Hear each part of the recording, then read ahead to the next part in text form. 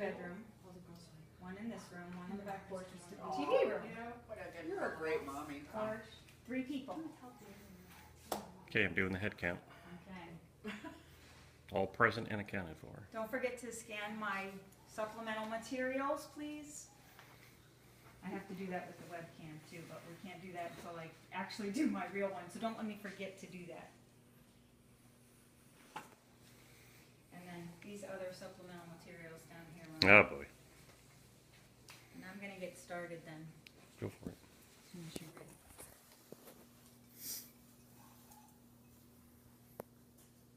Thank you. It's upside down. All right. This is a picture of my mom in the center, and this is me on the right-hand side when I was graduating from high school. These other pictures here on the table are also of my mom at different points in her life. This is when she was dying of cancer. That was actually, I think,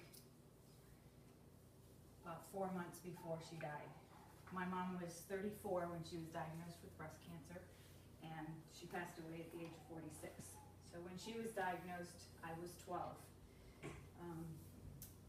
Obviously, not having your mother around when you're growing up and having your own children, she never got to know my children that you can see all the pictures of, and grandchildren. She never got to know her grandchildren or her great-grandchild. So the reason that we're here today is for me to encourage all of you and convince you that having an annual mammogram is an important thing to do. So up here I've put some statistics out. The statistics for breast cancer are pretty staggering. The recommendations are to start having a mammogram at 40 years of age. There's a lot of controversy about that, so we're going to discuss that today as well. The American Cancer Society recommends that we have a mammogram every year after the age of 40. Breast cancer is the second leading cause of death for women, the first being lung cancer. 1 in 8 women will die from breast cancer. I'm sorry, 1 in 8 women will have breast cancer in their lifetime. The estimated new, sorry, I have my little thing so I can remember to tell you the correct numbers because they get staggering. The estimated number of new invasive breast cancers this year in 2014 will be over 200,000, 232,670. The number of new cases of carcinoma in situ, which is not as aggressive, thank God, is estimated to be over 62,000 women will get diagnosed this year. This is 2014. And this year, it's estimated that 40,000 women will die from breast cancer this year alone. On a positive note, there are 2.8 million survivors, and part of that is because of the advent of mammograms and other things that I'm going to tell you about today that I want to encourage you to do.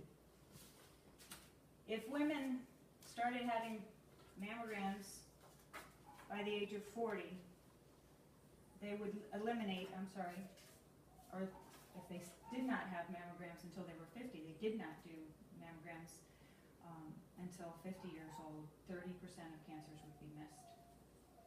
1 in 6 women ages 40 to 49 will get breast cancer. So the statistics are very staggering. It's interesting to find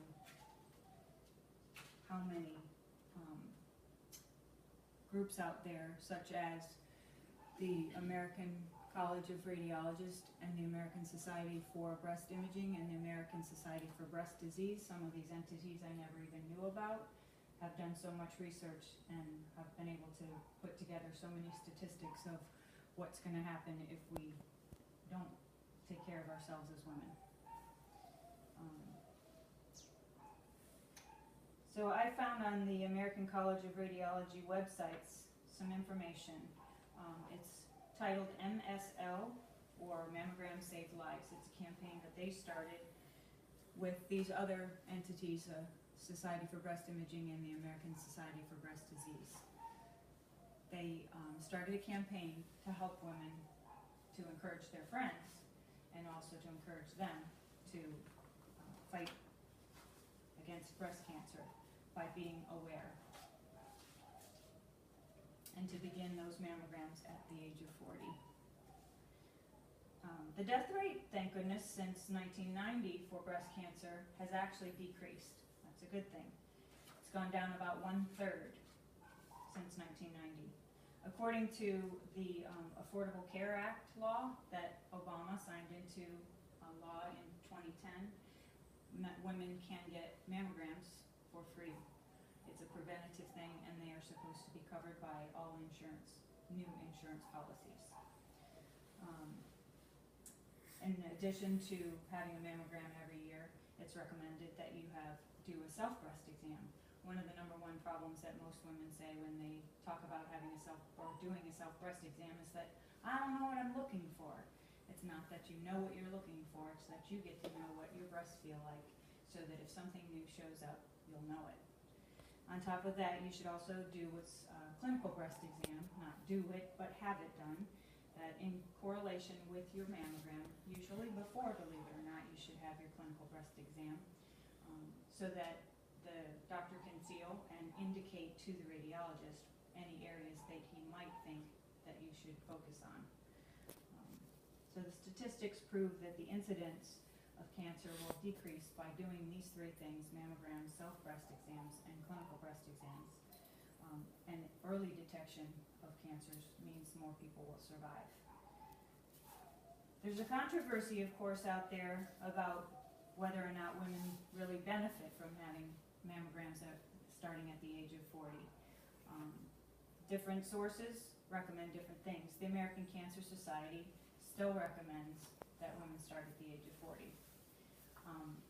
Contrary to that, the American College of Obstetrics and Gynecology, who treat most women, they have the largest number of physicians treating women. They actually recommend 40-year-olds every 1 to 2 years, and at 50 years old that you go to once a year. The Mayo Clinic says that you should begin with mammograms at 40. So there is a lot of controversy out there. But in general, what I found in my research was that the benefit outweighs the risk.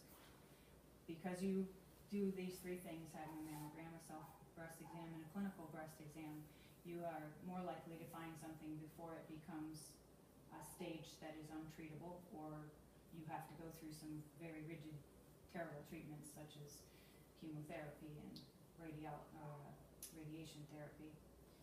So even though the conflicting evidence is out there, there is a benefit to having those mammograms. The National Cancer Institute has stages for breast cancers, and I'm going to give you a few more statistics about those. If your cancer is rated at a stage 0, which means that there's nothing that they can actually see on a mammogram or feel, there's a 100% cure rate. That doesn't mean that because you don't see it or you don't feel it, there isn't cancer. You can still have cancer in a microscopic way. Stage 1 is also 100% curable. Stage 2 is 93% curable. Stage 3 is 72% curable, and stage 4 is 22% curable. So it drops very rapidly right there. So the protection is the key. So now that we've looked at the information to help us to prevent breast cancer, I want to ask all of you to make sure that you pick up one of these flyers and go to the website, Mammogram Saves Lives, and encourage your daughters, your wives, your grandparents, grandmothers, friends to get a mammogram. Stop. All right, so I really stumbled there at the beginning. Sorry about that. I didn't even get to my other part of my story. So what did I go too long on? Nothing, honestly. You're pretty on point. I still came under. Okay. So you're, nice. Okay, good. So I can get my story in there. Okay, well, then you got something to look forward to on the real one, guys. Okay. Sorry you had to get a preview, but it makes it easier for me. Yes. Very good information. I think I will do better this time. All right, so I have to set up my web